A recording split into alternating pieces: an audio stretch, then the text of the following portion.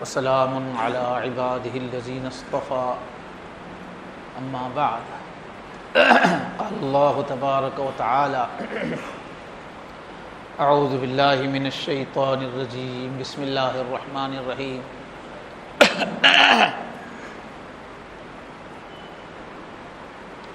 قل یا عبادی الذین اسرفوا علی انفسهم لا تقنطوا من رحمت اللہ ان اللہ یغفر الذنوب جميعا صدق اللہ العظیم اللہم صل علی سیدنا محمد وعلی آل سیدنا محمد وبارک وسلم اللہم صل علی سیدنا محمد وعلی آل سیدنا محمد وبارک وسلم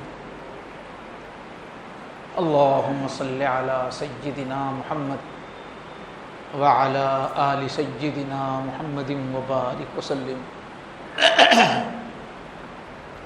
بہت ہی احترام کے قابل، عزت اور اکرام کے لائق بزرگوں، عزیز دوستوں، گزشتہ جمعہ زندگی بہترین انداز میں گزارنے کے سلسلے میں اللہ کے نبی صلی اللہ علیہ وسلم نے جو ہدایات دی ہیں اس میں سے ایک ہے تحمل مزاجی، ٹالرنس جس کو انگلش میں کہتے ہیں۔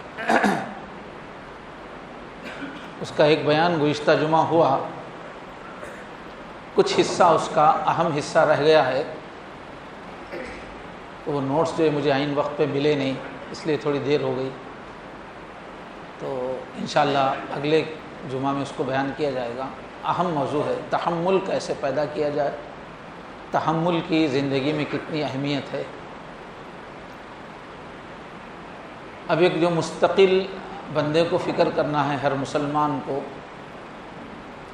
وہ یہ کہ ہر وقت توبہ کے لیے تیار رہنا چاہیے، اپنی کمیوں کوتاہیوں کا روزانہ جائزہ لینا اور روزانہ توبہ کرنا، یہ مومن کی مستقل صفت ہے۔ صبح شام حضور نے استغفار سکھایا ہے، 100 مرتبہ استغفار کی ترغیب ملتی ہے حدیث میں صبح شام۔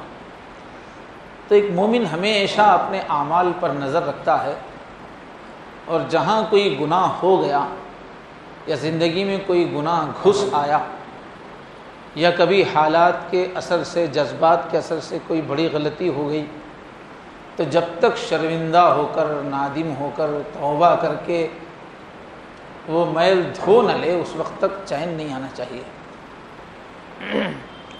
تو اللہ تعالیٰ فرماتے ہیں آپ کہہ دیجئے اے نبی صلی اللہ علیہ وسلم، یا عبادی الذین اسرفوا علی انفسہم، اے میرے بندو، آگے گناہ گاروں کا تذکرہ ہے، اسرفوا علی انفسہم، جنہوں نے اپنے اوپر ظلم کر لیا ہے۔ اب یہ ظلم کر لیا ہے کہ جو لفظ ہے وہ چھوٹے موٹے گناہ کے لیے نہیں آتا، جنہوں نے اچھا خاصا ظلم کر لیا ہے، اپنے اوپر ظلم کر لیا ہے جنہوں نے، ان کو اللہ کیا بول رہے ہیں، اے میرے بندو، یا عبادی، اے میرے بندو، الذین اسرفوا علی انفسہم، جنہوں نے اپنے اوپر ظلم کر لیا ہے۔ گناہ کرنا اہل علم سمجھاتے ہیں کہ سب سے پہلے خود اپنے اوپر ظلم کرنا ہے، گناہ کرنا۔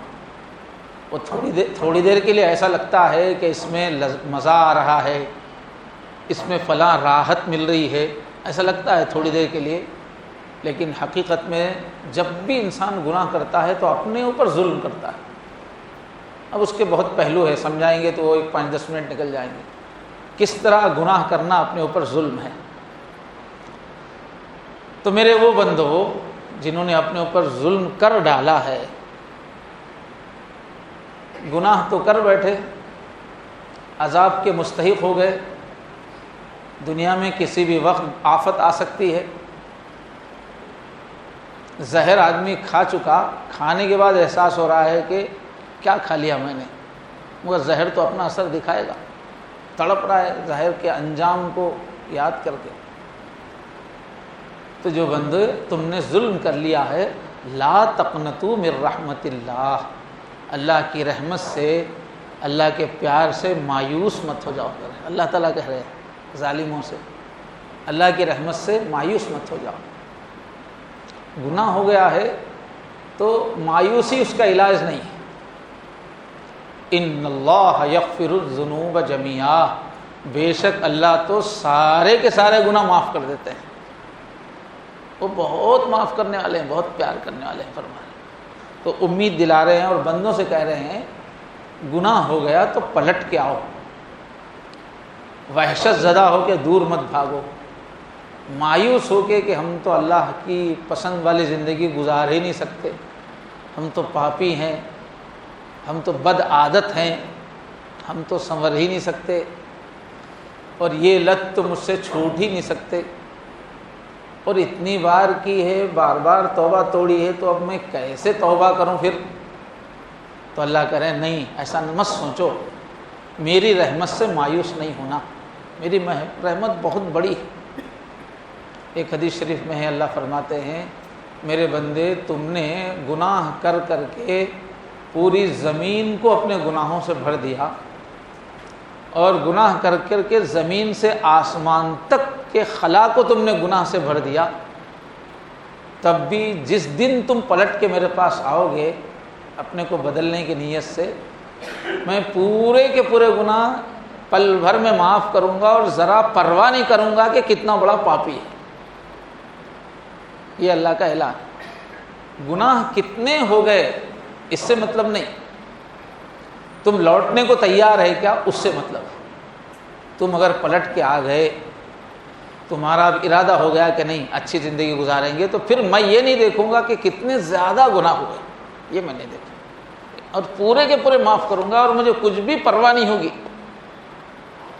تو اس آیت نے اسی کو بیان کیا ہے۔ ضرورت اس بات کی ہے میرے بھائیوں، انسان ہیں، بھول لگی ہوئی ہے، زندگی میں حالات الٹ پلٹ ہوتے رہتے ہیں، گناہوں کے حملے ہو رہے ہیں دنیا کے اندر، ہر طرف ظلمت برس رہی ہے، اس لیے گناہ ہونے پر مایوس نہیں ہونا ہے، اور اپنے آپ کو ڈھیلا نہیں چھوڑ دینا ہے گناہوں کی وادی میں، گناہوں کی لہر پہ کہ میں تو اس کا مقابلہ نہیں کر سکتا، میں تو فلاں غلطی نہیں چھوڑ سکتا، ایسا نہیں کرنا ہے، پلٹ کے آنا ہے۔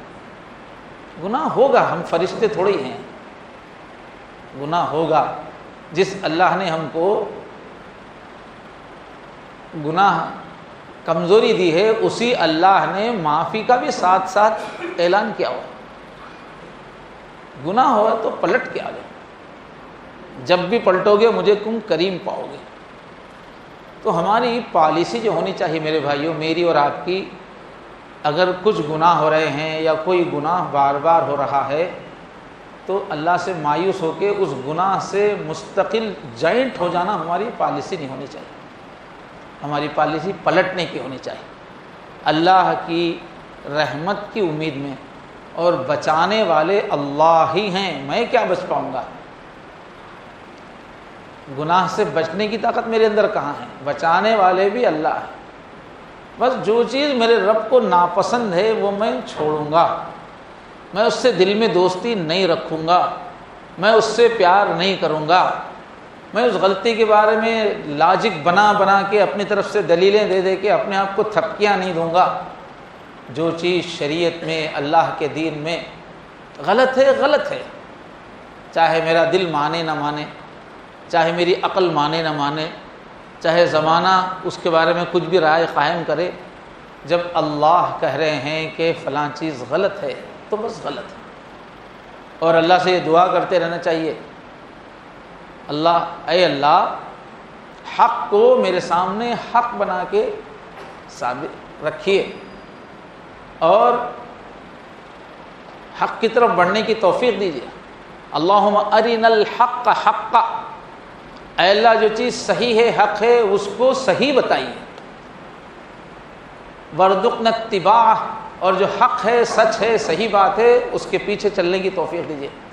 وارنا الباطل باطلا، اے اللہ جو چیز غلط ہے، باطل ہے، اس کو میری نگاہ میں بھی باطل ہے یہ دکھائیے، وارزقنی اجتنابہ، اور جو غلطی ہے اس سے بچنے کی مجھے توفیق دیجیے۔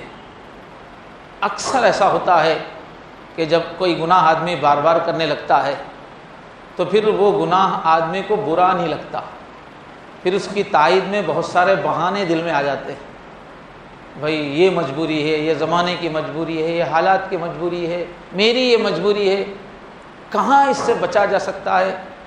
تھوڑے دن کے بعد کیا ہوتا ہے، وہ گناہ کے بارے میں دل ہمارا تائید کرنے لگتا ہے، تو باطل ہم کو حق نظر آنے لگتا ہے۔ وہ مخصوص حالات میں بھولا گیا ہوگا شریعت کے واسطے میں، وہ فلاں زمانے کے واسطے تھا ہوگا، وہ عام لوگوں کے واسطے ہے، میری ذرا پوزیشن خاص قسم کی میری مجبوری ہے، ایسے بہانے شیطان ڈالتا ہے، ڈال کر باطل کو حق سمجھنے والا بنا دیتا ہے ہم کو، اور حق کو باطل سمجھنے والا بنا دیتا ہے۔ اس لیے یہ دعا کرنا چاہیے کہ اللہ جو آپ کی نگاہ میں گناہ ہے، میری نگاہ میں ہمیشہ وہ گناہ ہی رہے، اے اللہ میری عقل کو اندھا بننے سے بچائیے، شیطان کے وسوسوں کو میرے دل میں جمنے سے بچائیے۔ ایک تو ہم دعا کریں، پھر گناہ سے محبت نہ کریں، اور گناہوں کو چھوڑنے کی ہی ہمیشہ امید رکھیں، کوشش کرتے رہیں۔ بار بار گناہ کر رہے ہیں، وہی گناہ پھر بھی ہوتا جا رہا ہے، تب بھی چھوڑنے کی ہی نیت رکھیں، اور توبہ چھوڑنے کی کرتے رہیں۔ ایک دن میں کسی آدمی سے ایک ہی گناہ 70 بار بھی ہوا، ہر بار توبہ کرنے کے بعد بھی پھر وہی گناہ ہوا، تو بھی اللہ تعالیٰ اس کو گناہ گار نہیں مانتے، کیونکہ 70 بار اس نے چھوڑنے کی نیت کی۔ چھوڑنے کی نیت جہاں ختم ہو جاتی ہے وہاں وہ گناہ بنتا ہے، وہاں اللہ ناراض ہوتے ہیں۔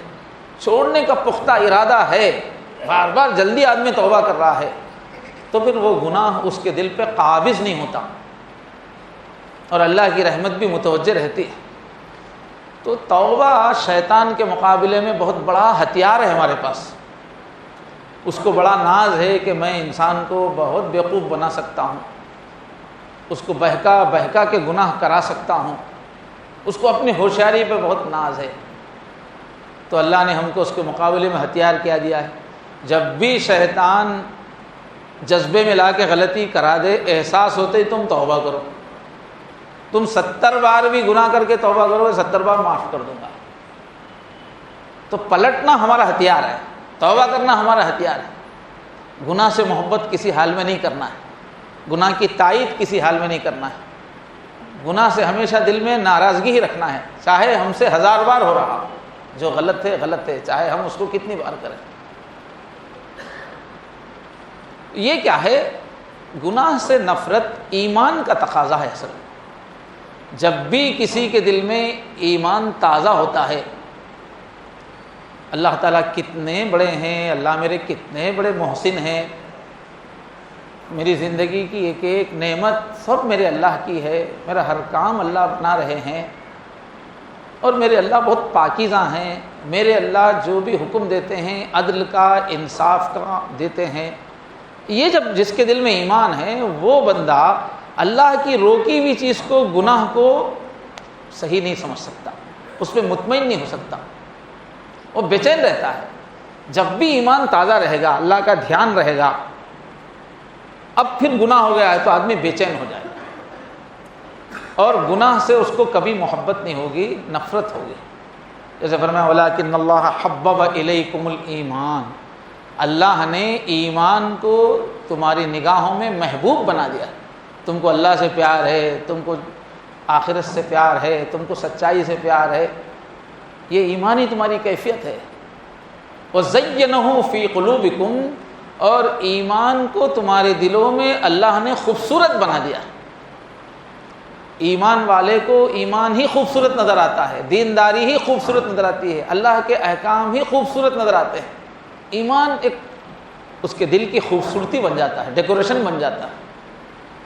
جب ایسا ہوتا ہے تو کیا ہوتا ہے؟ وَكَرَّهَ إِلَيْكُمُ الْكُفْرَ وَالْفُسُوقَ وَالْعِصْيَانَ، اور اللہ نے تمہارے نزدیک کفر کو ناپسندیدہ بنا دیا ہے۔ اللہ کو بھلا دینا، اللہ کی نافرمانی کرنا، اللہ کو نظر انداز کر کے زندگی گزارنا، یہ ایک مومن کبھی اس کو پسند نہیں کر سکتا۔ کوئی کر رہا ہے تو اس کو کبھی اچھا نہیں لگتا۔ کفر مکروہ ہوتا ہے، والفسوق اور گناہ اس کی نظر میں مکروہ ہوتا ہے، ناپسندیدہ۔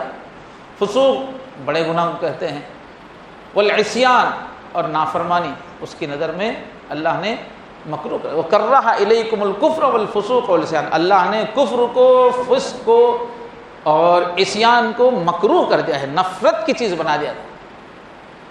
تو جب بھی دل میں ایمان ہوگا گناہ سے کمپرومائز نہیں ہوگا، گناہ ہوگا مگر گناہ سے کمپرومائز نہیں ہوگا۔ گناہ 70 بار ہو سکتا ہے دن میں، مگر گناہ سے کمپرومائز نہیں ہو سکتا۔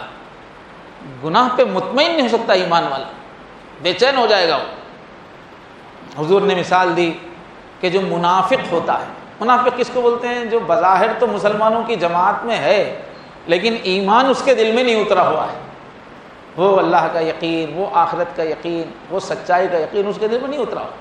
تو یہ منافق کیا کرتا ہے؟ فرمائے کہ گناہ کر کے اتنا اس کو ہلکے میں لیتا ہے، جیسے مکھی بیٹھی تھی اڑا دی۔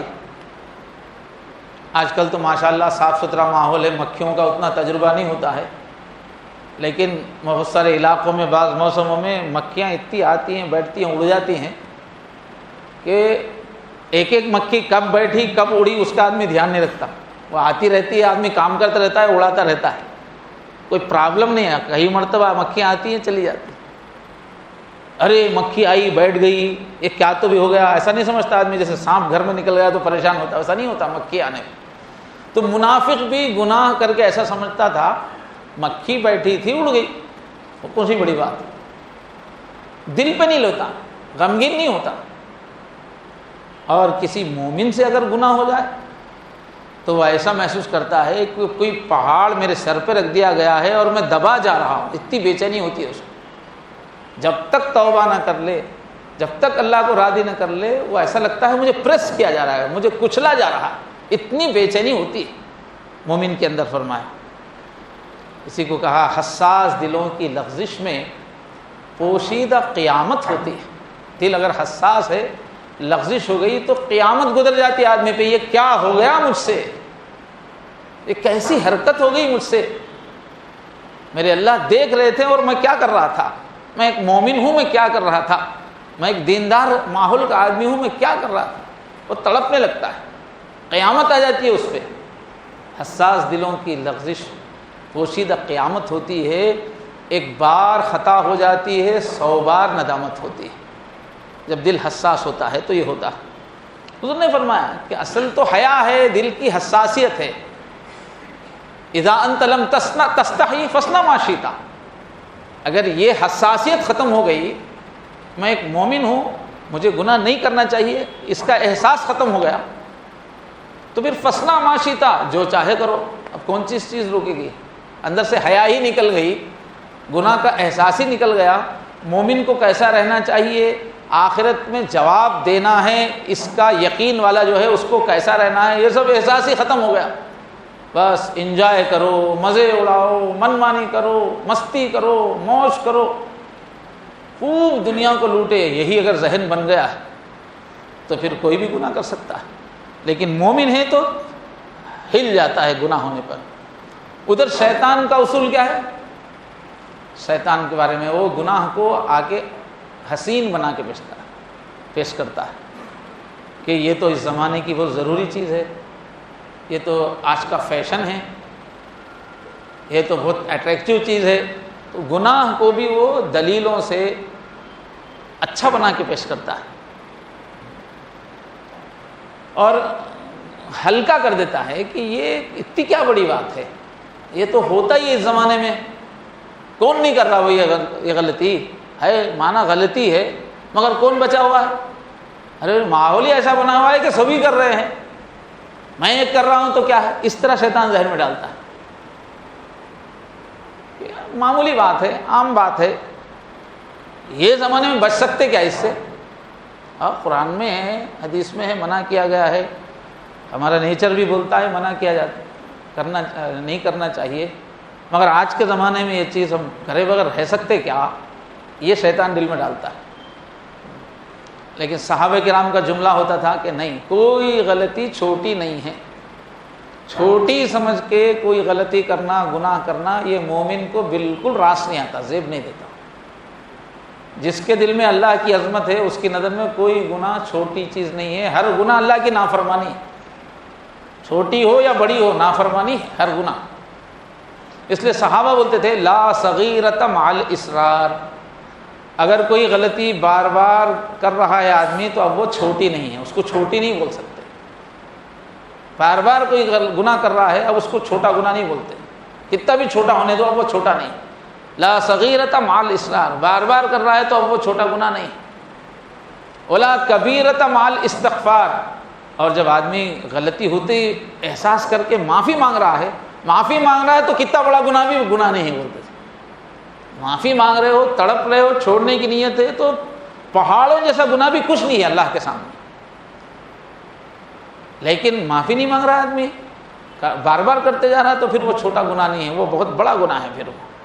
اس لیے کہ جتنے بھی کنکر بنے، جتنے بھی بڑے بڑے پہاڑ بنے ہوئے ہیں وہ کنکروں سے ہی مل کے بنے ہوئے ہیں۔ چھوٹے چھوٹے کنکر جب مل جاتے ہیں تو بڑا پہاڑ بن جاتا ہے۔ چھوٹی چھوٹی غلطیاں ہی جب بار بار ہوتی ہیں تو وہ اللہ تعالیٰ کی نظر میں مردود بنا دیتی ہیں، آدمی کو مبغوض بنا دیتی ہیں۔ اور ایک جملہ بہت دل کو لگنے والا سکھایا ہے کہ گناہ چھوٹا ہے یا گناہ بڑا ہے اس اینگل سے مت دیکھو، یہ مت دیکھو کہ یہ گناہ کم ہے، چھوٹا یا بڑا ہے، یہ دیکھو نافرمانی کس کی ہو رہی ہے، وہ ذات کتنی بڑی ہے وہ دیکھو، جس کی نافرمانی ہو رہی ہے وہ کتنی بڑی ہے یہ دیکھو، نافرمانی چھوٹی ہے یا بڑی ہے یہ مت دیکھو۔ یہ بہت اچھا جملہ ہے، اس کو سمجھنے کے لیے اللہ بڑے ہیں، اتنی بڑی ہستی کو ناراض کرنے والی کوئی چھوٹی بھی حرکت نہیں کرنی چاہیے۔ اس لیے کہ جب اللہ جب بدلہ لیں گے، اللہ جب غصے کا اظہار کریں گے تو وہ تو چھوٹا نہیں ہوگا، وہ تو بڑا ہوگا، وہ بڑے ہیں تو ان کا انتقام بڑا ہے۔ وَيَوْمَئِذٍ لَا يُعَذِّبُ عَذَابَهُ أَحَدٌ، العذاب الاکبر فرمایا، بہت بڑا عذاب وہ دیتے ہیں کیونکہ وہ بڑے ہیں۔ چھوٹی غلطی پہ بھی اللہ ناراض ہو گئے تو سزا تو بڑی ہوگی، اس لیے کہ وہ بڑے ہیں، اور بڑی ہستی کے لیے چھوٹی غلطی بھی نہیں کرنی چاہیے۔ اب بادشاہوں کے دربار میں چونکہ بادشاہ بہت سطوت والے ہوتے تھے، بہت روب والے ہوتے تھے، بڑی شان ہوتی تھی، تو وہاں پر اگر بادشاہ کے دربار میں کوئی الٹی سیدھی چھوٹی بھی حرکت کر دے تو گردن اڑا دی جاتی تھی، اس لیے کہ یہ دیکھا جاتا تھا کس کے دربار میں غلطی ہو رہی ہے، یہ نہیں دیکھا جاتا تھا کہ غلطی کتنی ہو رہی ہے، کیونکہ دربار کی اپنی ایک شان ہوتی ہے، چھوٹی چھوٹی باتوں پہ گردن اڑ جایا کرتی تھی۔ تو اللہ کی ایک شان ہے، ایک روب ہے، ایک دبدبا ہے اللہ کا، پوری کائنات کانپتی رہتی ہے۔ اس لیے وہاں یہ نہیں سوچنا چاہیے کہ غلطی چھوٹی ہو رہی ہے بڑی ہو رہی ہے۔ ایک چھوٹی سی مثالوں سے باتیں سمجھ میں آتی ہیں۔ آپ اپنے بچے کے ساتھ تفریح کے لیے اتفاق سے کسی جنگل میں پہنچے، جھاڑی میں، اچانک شیر نظر آ رہا ہے آپ کو سامنے، ساتھ میں چھوٹا بچہ بھی ہے آپ کا، اور شیر آپ کی طرف نہیں دیکھ رہا ہے، کسی اور طرف دیکھ رہا ہے۔ آپ کو نظر آیا شیر ہے، وہ کسی اور طرف دیکھ رہا ہے۔ اب آپ کے ساتھ جو چھوٹا بچہ ہے، چھوٹے بچوں کو تو چلبلا پن رہتا ہے، کوئی چیز دکھ گئی تو اس کو چھیڑنا کرنا ان کے اندر رہتا ہے۔ آپ کا چھوٹا بچہ اب مچل گیا، اب پتھر اٹھا کے ابو سے بولا مارو کیا اس کو، بولا شیر کو مارنا چاہ رہا ہے، اب اشارہ کر رہے مت مار بیٹا، تو وہ بڑا پتھر وہ نیچے رکھ کے بول رہا ہے چھوٹا کنکر لے کے، اتنا چھوٹا یہ لے کے مارو کیا، بول رہا، تو آپ اجازت دیں گے کیا؟ بیٹا بڑا پتھر تو مت مار، چھوٹا مار بولیں گے کیا؟ اس لیے کہ پتھر آپ بڑا ماریے یا چھوٹا ماریے، جس کو مار رہے ہیں وہ شیر ہے، وہ پلٹ کے حملہ کرے گا تو وہ پھر وہ آپا جان کا ہاتھ نہیں ہے، اس کا زبردست پنجہ ہے، اس کی طاقت بہت زبردست ہے۔ تو شیر تو بڑا ہے، اس لیے اس کا تو حملہ جان لیوا ہوگا۔ یہ بات سمجھنا چاہیے، کتنی سچائیاں ہیں، حقیقتیں ہیں، ہم مانتے ہیں، لیکن جب ہم گناہ کر رہے ہوتے ہیں ہم ان کو بھلا دیتے ہیں۔ اللہ کتنے بڑے ہیں، کتنے طاقتور ہیں، کسی بھی وقت گرفت میں لے سکتے ہیں اور ان کی گرفت سے کوئی چھڑا نہیں سکتا۔ وَمَن يُهِنِ اللَّهُ فَمَا لَهُ مِن مُكْرِمٍ فرمایا، جس کو اللہ ذلیل کرنے پہ آ جائیں اس کو کوئی پھر عزت اس کی بچا نہیں سکتا۔ اللہ تعالیٰ پہلے مدتوں ڈھیل دیتے ہیں، اللہ کی جو عادت شریفہ ہے ڈھیل دیتے ہیں، لیکن جب پکڑنا شروع کرتے ہیں تو پھر پے در پے پکڑتے چلے جاتے ہیں، بڑی سے بڑی مصیبت آتی چلی جاتی ہے اور آدمی تگنی کا ناچ اس کو نچا دیتے ہیں آدمی کو، پھر کہیں سے کوئی مدد نہیں آتی۔ اللہ تعالیٰ کی پکڑ سے ڈرنا چاہیے، وہاں دیر ہے مگر جب پکڑ ہوتی ہے تو بہت سخت پکڑ ہوتی ہے، اور آخرت ہی پہ کوئی بات ٹلی ہوئی نہیں ہے کہ گناہ کی سزا صرف آخرت میں ہی ہوگی، دنیا میں نہیں ہوگی، ایسی بات نہیں ہے۔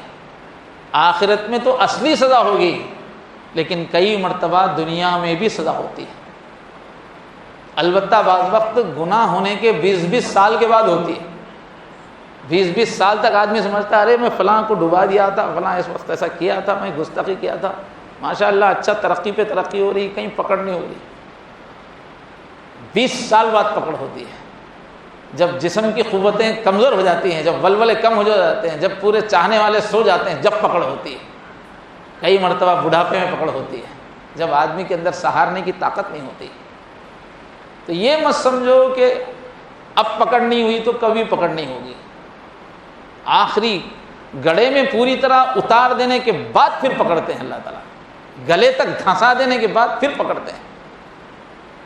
مچھلی پکڑنے والا وہ گل میں کانٹے کے اندر کیچوا لگا کے ڈالتے ہیں، پھر جو ہے ایک چھوٹی سی لکڑی بندھی ہے اس کی جو پانی کے اوپر تیرتی رہتی ہے، جب مچھلی اس گل کو کھینچ کے لے آتی ہے تو وہ جو اوپر جو چھوٹی سی تیرنے والا چرنڈا بولتے تھے ہمارے علاقے میں اس کو، وہ ایسا حرکت کرتا ہے تو ہوشیار جو شکاری رہتا وہ تھوڑا سا حرکت کرتے نہیں کھینچتا ہو، مجھے پتا کہ خالی ابھی تو ٹھنکار ہو رہا ہے، ابھی تو خالی چھو رہی ہے مکھی۔ جب اچھی طرح مچھلی کھا جائے گی اور اٹک جائے گی گل تو تیزی سے پھر وہ اندر چلی جاتی ہے لکڑی، وہ جو اوپر تیرنے والی لکڑی ہے جاتی ہے، اس وقت تک وہ انتظار کرتا ہے کہ گل اچھی طرح پھنسے پھر میں کھینچوں گا۔ فَمَهِّلِ الْكَافِرِينَ أَمْهِلْهُمْ رُوَيْدًا، حضور اللہ علیہ کی طرح ڈھیل دو محمد، میں بھی ڈھیل دے رہا ہوں، ذرا گل اچھا پھنسنے دو پھر کھینچیں گے۔ کہاں جانے والی ہے مچھلی؟ گناہ گار اللہ سے بچ کر کہاں بھاگے گا؟ کون سے ملک بھاگے گا؟ سلطنت کی کون سی حدود پار کر کے بھاگے گا؟ اس کو پکڑنا کیا مشکل ہے؟ تو اللہ اطمینان سے دیکھتے رہتے ہیں، اور رشوت لو اور لوگوں کو ستاؤ اور ظلم کرو اور رشتہ داروں کے ساتھ بدسلوکی کرو، کرتے جاؤ اور دیکھتے ہیں، اور پھر ایسے وقت پہ پکڑتے ہیں جب بچنے کی کوئی راہ نہیں ہوتی پھر، اور آخرت کا عذاب تو کہیں جانے والا نہیں، سب کو تو پلٹ کے اللہ ہی کے پاس جانا ہے۔ تو ضرورت اس بات کی ہے کہ گناہوں سے ہم نفرت کریں، ہمیشہ گناہوں سے بچنے کی ہی فکر اور دعا کرتے رہیں۔ حدیث شریف میں آتا ہے کہ گناہ میں بہت بدبو ہوتی ہے، دنیا میں اللہ تعالیٰ اس بدبو کو چھپا دیتے ہیں، ورنہ گناہ ایک بدبودار چیز ہے۔ حدیث شریف میں حضرت عائشہ رضی اللہ تعالیٰ عنہ کی زبان سے حضور پاک صلی اللہ علیہ وسلم کی اور ایک زوجہ کے بارے میں، اور وہ سوکن کا رشتہ ہے نا، گفتگو میں ایک لفظ نکل گیا، وہ گڈی آئی تھی، بولے چھوٹی خط کی تھی وہ حضرت صفیہ، تو ان کے بارے میں شاید کہہ دیا وہ گڈی آئی تھی، تو حضور اس لفظ گڈی پہ ناراض ہو گئے، پستقد، غالباً 3 دن تک حضور نے بات نہیں کی، ناراض ہو گئے۔ اس کے بعد فرمایا عائشہ تم کو پتہ ہے یہ جو ایک لفظ تم نے آسانی سے کہہ دیا، بھلا دیا، گڈی تم نے لفظ کہہ دیا، اس لفظ میں جتنی گندگی ہے تم کو پتہ نہیں ہے، اس لفظ میں اتنی گندگی ہے کہ اگر سمندر میں اس کو ملا دیا جائے تو سارے سمندر سڑ جائیں گے۔ گناہ میں اتنی گندگی ہوتی ہے جو یہاں ظاہر نہیں ہوتی، قیامت میں ظاہر ہوتی ہے۔ تو اگر ہمارے گناہوں کی بدبو ظاہر ہونے لگے تو لوگ ہم کو چھونا پسند نہیں کریں گے، قریب آنا پسند نہیں کریں گے۔ اور ایک بات بھی کشف والوں نے بتائی ہے کہ گناہ کرنے سے آدمی کی جو روح ہے اندر، اس کی شکل بگڑ جاتی ہے، دیکھنے میں تو انسان یہی 2 پاؤں والا، یہی 1 ناک 2 آنکھ والا بظاہر انسان نظر آتا ہے، لیکن جو گناہ گار ہوتا ہے، بارگار گناہ کرتا ہے، اس کی شکل بدل جاتی ہے اندر سے۔ کتنے لوگ ہیں تو دیکھنے میں انسان نظر آ رہے ہیں مگر صاحب کشف کو وہ خنزیر نظر آتے ہیں، کوئی کتا نظر آتا ہے، کیوں؟ اس کی روحانی شکل بدل جاتی ہے۔ کئی واقعات ایسے ہیں کہ جن لوگوں پہ بات کھلی تو دیکھا کہ لوگ تو کوئی بیٹھا ہوئی نہیں، کوئی انسان، سب خنزیر، کتے، بلیاں، سانپ بیٹھے ہوئے ہیں۔ تو ہماری اصل تصویر وہ ہے، تنہائی میں بیٹھ کے اپنی اصل تصویر دیکھنے کی کوشش کیجیے۔ یہ تو دھوکے کی تصویر ہے، روح کی تصویر کس کی کیسی ہے اکیلے میں بیٹھ کے سوچو۔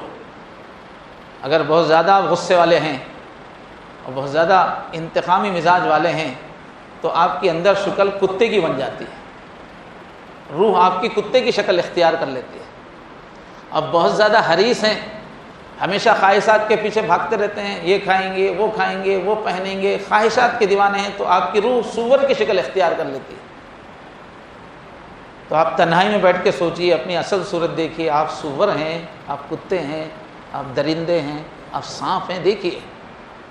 اور اللہ نے اشرف المخلوقات بنایا ہے تو جلدی سے جلدی توبہ کر کے شریعت کی پابندی پہ آ جائیے۔ یہ 4 دن کی دنیا ہے، دھوکے کی دنیا ہے، یہاں مجرم عزتوں کے ساتھ جیتے رہتے ہیں۔ وقت کا سب سے بڑا مجرم ہوتا ہے وہ علاقے کا حاکم ہوتا ہے۔ وقت کا سب سے بڑا اللہ کی نگاہ میں کتے، بلی، سور سے بدتر ہوتا ہے، لیکن علاقے میں معزز شخص بنا ہوا ہوتا ہے۔ خاندان کے اندر سب اس کی جے جے کرتے رہتے ہیں۔ اس دنیا کے دھوکے سے اپنے آپ کو محفوظ مت محسوس کیجیے۔ اگر آپ کی زندگی میں گناہ ہے تو آپ خطرے میں ہیں، کوئی گناہ چل رہا ہے، آپ خطرے میں ہیں۔ گناہ کا رزلٹ ایک نہ ایک دن پکا لازم سامنے آنے والا ہے، چاہے آپ کتنی مہارت سے گناہ کر رہے ہیں، کسی کو پتہ ہی نہیں چل رہا ہے، بہت سفید پوشی کے ساتھ کر رہے ہیں، آپ بڑی مہارت کے ساتھ کر رہے ہیں، کسی کو اندازہ ہی نہیں ہو رہا ہے، آپ کے دل کو پتہ ہے۔ آپ چاہے جتنی مہارت سے کریں، گناہ کا نتیجہ ندامت ہے، نیکی کا نتیجہ سلامت ہے۔ گناہ گار اپنے آپ کو دھوکہ نہ دے۔ اللہ مجھے بھی فوراً توبہ کی توفیق نصیب فرمائے۔ آپ حضرات بھی جمعہ کی مبارک ساعتیں ہیں، توبہ کریں دل سے۔ جو گناہ ہو رہا ہے سچی آنکھوں سے، دل کی آنکھوں سے دیکھیے، توبہ کیجیے، چھوڑیے۔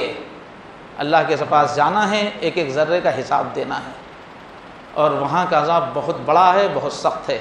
اللہ تبارک و تعالیٰ زندگی کی سچائی کو سمجھنے کی توفیق عطا فرمائے، سنبھل کے زندگی گزارنے کی توفیق عطا فرمائے۔ خواتین کا اجتماع آنے والے یہ وہی نسخت میں نمبر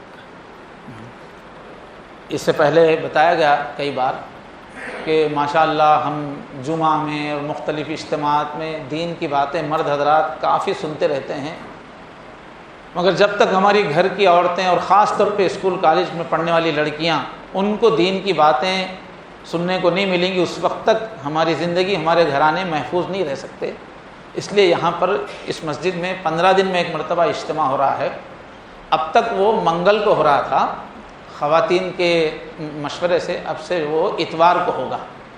تو آنے والے اتوار کو 3 بجے یہ جو گلاس کے آگے کا حصہ ہے یہ، اور اوپر پھر اوپر خواتین کا اجتماع ہے۔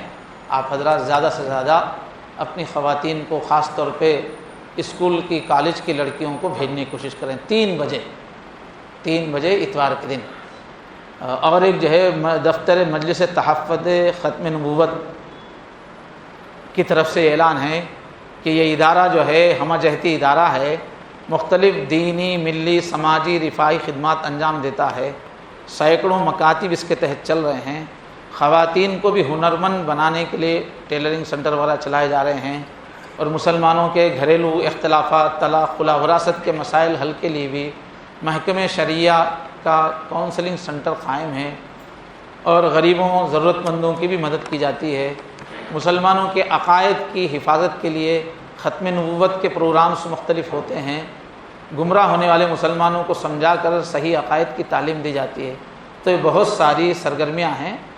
تو اس ادارے کا تعاون فرمائیں آپ لوگ. مسجد کی گیٹ پر یہ تحفظ ختم نبوت کے کارکنان موجود ہیں, ان کو تعاون دے کر رسید حاصل کریں. مولانا مصباح الدین صاحب کی طرف سے اپیل ہے.